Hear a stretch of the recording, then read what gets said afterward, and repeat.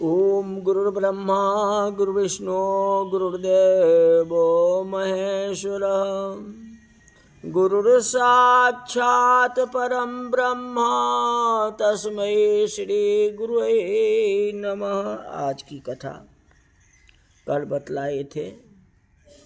जो भागवत में ऐसा वर्णन आया है कि श्री कृष्ण को कभी कभी क्रोध आता है। भगवान क्रोध करते हैं, किंतु राधा जी को जीवन में कभी क्रोध नहीं आया।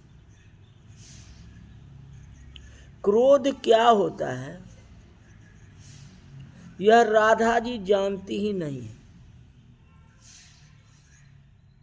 वे तो दया की मूर्ति है, प्रेम की मूर्ति है, उन्हें सभी पर दया आती। जब ऐसा मौका आएगा तब तो भगवान क्रोध करेंगे। भगवान क्रोध क्यों करेंगे? शंकर भगवान क्रोध क्यों करेंगे? जब ऐसा मौका होता है, जब राक्षस उतना जो है प्रताड़ित करता है, तो आखिर में क्रोध करना ही पड़ता है। नहीं करेंगे तो राक्षस नष्ट कैसे होगा? इसलिए क्रोध करना पड़ता है। वैसे भगवान दयालु, राम तुम बड़े दयालु, यह बात सत्य है। भगवान दयालु है, ये बात सत्य है। ये भगवान कभी कभी निष्ठुर भी हो जाते हैं। भगवान कभी कभी क्रोध भी करते हैं। भगवान सजा भी करते हैं। भगवान कब सजा करते हैं बताता हूं। भगवान कृपा करके जीवों को धन देते हैं। भगवान कृपा करके जीवों को धन देते हैं, अजीब को घर में अनुकूलता कर देते हैं, ताकि अनुकूल परिस्थितियों में वह भगवान की ज्यादा भक्ति करे। कोई चीज की कमी होगी तब तो वह भक्ति नहीं करेगा। भगवान कहते भरपूर हो, तुम्हारे पास सब कुछ है, मैंने दे दिया तुमको, अब तो भगवान की भजन करो। तो भगवान की इच्छा होती है कि ज्यादा भक्ति करे। ज्यादा भक्ति करने के लिए, ज्यादा परोपकार करने के लिए भगवान जीव को अनुकूलता दे देते हैं। किंतु वह जीव ऐसा दुष्ट है कि सब प्रकार की अनुकूलता मिलने पर भी ज्यादा भक्ति नहीं करता। वो अपना सुख में लग जाता है, सुखी जीवन में लग जाता है, सुख का भोग करता है। अतिशय भक्ति करने के लिए भगवान अनुकूलता प्रदान कर देते हैं, और अनुकूल परिस्थितियों में मर्यादा को छोड़ करके जीव जब अति सुख भोगता है तो भगवान का क्रोध आता है। ये देखो मैंने इतना बड़ा संपत्ति सबको दिया, सब कुछ से भरपूर कर दिया, अब भरपूर करने के बाद भी यह हमारी भजन नहीं करता है। तो भी भगवान अपनी क्रोध को संभालते हैं, क्रोध नहीं करते हैं, गुस्सा नहीं करते हैं। जब ऐसी परिस्थिति आती है तब गुस्सा में आते हैं। जब सुग्रीव को राजा बना दिए, वर्षा की ऋतु आ गई, भगवान वर्षा ऋतु की वर्णन करने लगे, और सुग्रीव जो है भगवान के कार्य को भूल गया। भगवान तो वर्षा ऋतु की वर्णन कर रहे थे और सुग्रीव जो है सुखी जीवन जी रहा था। भगवान को टेंशन था वर्षा ऋतु में, जी देखो जीव जंतु कैसा है, कैसा हरा भरा है, कैसे वर्षा होती है, कैसे नदी तालाब के सबका वर्णन किए न। तो भगवान तो वर्णन करके लक्ष्मण जी को सुनाते थे, हाँ, लेकिन सुग्रीव मस्त होकर के अपना सुखी जीवन बिता रहा था।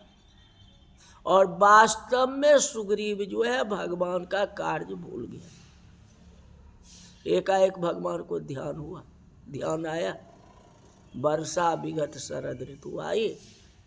कहते लक्ष्मण सुग्रीव को कहना याद है जो क्या करना है, जिस कार्य के लिए उसको राज सिंहासन दिया उस कार्य को उसने भूल गया। भगवान को क्रोध आ गया। ये भगवान राम ने क्रोध को प्रकट नहीं किया। कहते लक्ष्मण तुम जाओ, हनुमान जी को साथ ले लो और जाओ और सुग्रीव को समझा करके ले आओ। तो लक्ष्मण जी क्रोध किए। तो भगवान के पास में कितनी बड़ी शक्ति है। लक्ष्मण जी ने भगवान राम को बहुत कहा, कहे जो कादर मन कहूँ एक अठारा देव देव आलसी पुकारा। भैया देवता को आलसी लोग पुकारते हैं, आप समुद्र के किनारे बैठ के विनय कर रहे हो, प्रार्थना कर रहे हो, ये बात अच्छी नहीं है। राम जी को उसी समय क्रोध आ जाता। राम जी लेकिन शांत हो गए, कुछ नहीं बोले, लक्ष्मण को समझा दिए। 3 दिन तक प्रार्थना की, विनय मानस जल जल हो गए। 3 दिन बीत, लेकिन तो भी समुद्र जो है अपना सुख में लगा रहा है, मस्त रहा। भगवान प्रार्थना गुरु साक्षात परम ब्रह्म तस्मै श्री गुरुवे नमः, साक्षात पार ब्रह्म समुद्र के किनारे में तपस्या कर रहे हैं। लेकिन तो भी समुद्र को ज्ञान नहीं हुआ, समुद्र अपने तरंग में व्यवहित है। भगवान राम को क्रोध आया उस समय। कहते लक्ष्मण शोखो बारी विशिख सानु, लाओ बाण तीर और धनुष। अभी जो है समुद्र को हम प्रताड़ित करता हूँ, दंड देता हूँ। अगर समुद्र को दंड नहीं देंगे तो उतावला हो जाएगा और हमारा कार्य नहीं होगा। तो उस समय भगवान को देखे क्रोध हुआ कि नहीं। तो भगवान क्रोध करते हैं तो शांत भी तो हो जाते हैं। जब समुद्र ने कल जोड़ के प्रार्थना की, भगवान आपकी शरण में हूं, मुझे बचा लो। कहते बचा तो लूंगा, लेकिन बाण को कहाँ छोड़ूं। कहते जो हमारा अभिमान है उस अभिमान को तोड़ दो, या जो राक्षस की खंडर हड्डी जो पड़ी हुई है उसके ऊपर छोड़ दो, ये फिर राक्षस से प्रताड़ित नहीं करे, किसी को कष्ट नहीं दे। उसी तरह परशुराम जी तमतमा गए, क्रोध में आ गए। भगवान समझाते समझाते रह गए, भगवान की बात नहीं समझे। लक्ष्मण तो क्रोध में बहुत कुछ कर दिए, लेकिन बाद में जा कर के कहता मैं ऐसे नहीं समझता, अगर तुम राम हो तो लो ये धनुष बाण, इसको चला करके दिखा दो, है कि नहीं। तो क्या लिखा, देत चाप आप ही चढ़ गए हो, अब परशुराम मन विस्मय भर। जैसे धनुष बाण परशुराम जी राम जी के हाथ में दिए तो अपने आप चला गया। तो परशुराम के मन में आश्चर्य हुआ, कल जोड़ के प्रार्थना किए, भगवान मुझसे अपराध हो गया।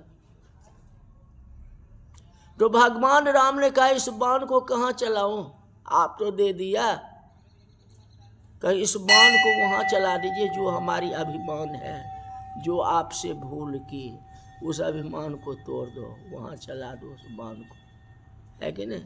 तो भगवान अगर क्रोध करते हैं तो भगवान शांत भी तो हो जाते हैं, भगवान उद्धार भी तो कर देते हैं। हाँ, ज्यादा भक्ति करने के लिए, ज्यादा परोपकार करने के लिए भगवान जीव को अनुकूलता कर देते हैं, किंतु वह जीव ऐसा दुष्ट है कि सब प्रकार की अनुकूलता मिलने पर भी भक्ति नहीं करता, अपने सुखी जीवन में लग जाता। तो भगवान सजा भी करते हैं। किसी बालक ने भगवान से पूछा, कहते बालक तो अपराध करेगा ही, बालक तो आपको माफ कर देना चाहिए, क्योंकि बालक अबुझ ज्ञान बलहीन, वो बल का हीन होता है, ज्ञान का हीन होता है, तो आप उसको भी सजा दे देते हो। ऐसा नहीं करना चाहिए। तो कहते जो नहीं दंड करो खल तोरा भ्रष्ट हो श्रुति मार्ग मोरा शंकर भगवान। उत्तरकांड में अगर हम दंडित नहीं करेंगे तो वेद पुराण को कौन पढ़ेगा। इसलिए भगवान को गुस्सा करना, चाहे बालक हो चाहे कोई भी हो, भगवान सबके लिए बराबर। दंड करेंगे ही नहीं दंड करेंगे तो कैसे, भगवान कौन कहेगा, परमात्मा उनको कहाँ कहेगा। डांट कौन लगाएगा, भगवान ही तो डांट लगाएंगे। तो भगवान ही गुस्सा करे, दूसरा कौन गुस्सा करे। ऐसा कार्य न करो जो भगवान पूरे संसार को संहार कर दे, तीसरा नेत्र खोल दे। ऐसा काम भगवान के साथ मत करो ना। इसीलिए भगवान ने आपको सब कुछ दिया है। अब भगवान के कृपा से सब काम आपकी हो रही है। चाहे भगवान अगर गुस्सा करेंगे उनको शांत होकर के सुन लेना चाहिए। आज किसी दफ्तर में जाते हो, अब मालिक गुस्सा करता है तो चुपचाप रह जाते हो ना, क्योंकि वे आपको वेतन देता है, पैसे देता है, तनख्वाह देता है, तो उसके बाद आप सहन कर लेते हो। ये माता पिता अगर आपको घर में बात कहे तो उस बात को आप सहन नहीं करोगे, वहाँ तो महाभारत कर दोगे। हाँ, तो भगवान से भी जाकर के आप महाभारत करोगे क्या। महाभारत एक तो राक्षस ने किया तो राक्षस कुल का नाश हो गया। हाँ, हम तो मानव है, हम मानव होकर के भगवान से महाभारत करेंगे तो क्या हाल होगी बताओ। हाँ, ऐसा न करो। भगवान गुस्सा में आते भी हैं तो गुस्सा में शांत भी जो हो जाते हैं, इसमें कोई प्रकार की संदेह नहीं है। भगवान सजा भी करते हैं और भगवान को क्रोध आता है। अब भगवान क्रोध करके जब सजा करते हैं तो राधा जी भगवान को समझाती। भगवान के गुस्सा को कोई जो है सलटा नहीं सकता है। हाँ, जब तक राधा जी नहीं समझाएंगे तब तक कृष्ण भगवान मानने वाले नहीं हैं।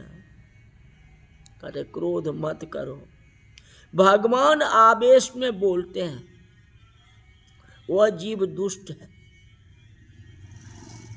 आज तक मैंने बहुत दया की और यह दया करने लायक नहीं है, अब मैं इसको सजा करूंगा। श्री राधा जी प्रेम से पूछती है, जीव तो लायक नहीं है, आप तो लायक हो। जीव तो अज्ञान है, आपको तो समझ है। यह तो आपका बालक है, यह आप ही का तो अंश है। जीव तो दुष्ट है, आप तो दयालु हो। जीव नालायक है, आप तो लायक हो। हाँ, मुझे दया आती है, दया करो, इसको सजा मत दो। तो अब राधा का नाम नहीं लोगे तो कैसे होगा, एक कृष्ण का ही नाम रखेंगे तो कैसे होगा। इसे राधा कृष्ण दोनों बोलो ना। आप उसको सजा करोगे तो बहुत दुखी होगा। आखिर वह कहाँ जाएगा, वह कैसे सुधरेगा। अब पाप नहीं करेगा। राधा जी की कृपा बिना जीव भगवान के चरणों में नहीं जा सकता। राधा जी उसके लिए सिफारिश करती है, उस राधा को भूलना नहीं चाहिए। इसे राधा कृष्ण दोनों का नाम लो। गोविंद बोलो हरि गोपाल बोलो, गोविंद बोलो हरि गोपाल बोलो, राधा रमन हरि गोविंद बोलो, राधा रमन हरि गोविंद बोलो, गोविंद बोलो हरि गोपाल बोलो, गोविंद बोलो हरि गोपाल बोलो, राधा रमन हरि गोविंद बोलो, राधा रमन हरि गोविंद बोलो, तो आज की कथा यही तक रही। बोल वृंदावन बिहारी लाल की जय।